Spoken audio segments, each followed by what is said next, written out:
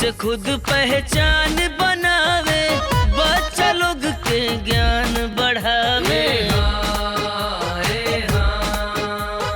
कठिन परिश्रम करके देखा, दिल में चेतना रोज जगावे।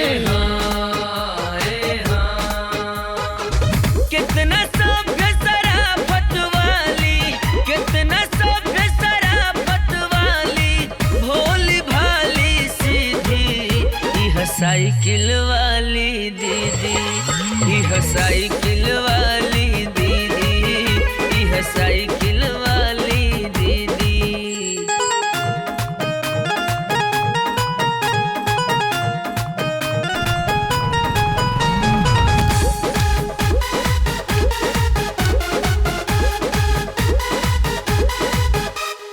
देके शिक्षा भविष्य लइकन के खूब बनावेली, जे भी तनिको भटकेला ओके अच्छी राह बतावेली। देके शिक्षा भविष्य हो लइकन के खूब बनावेली, जे भी तनिको भटकेला ओके अच्छी राह बतावेली।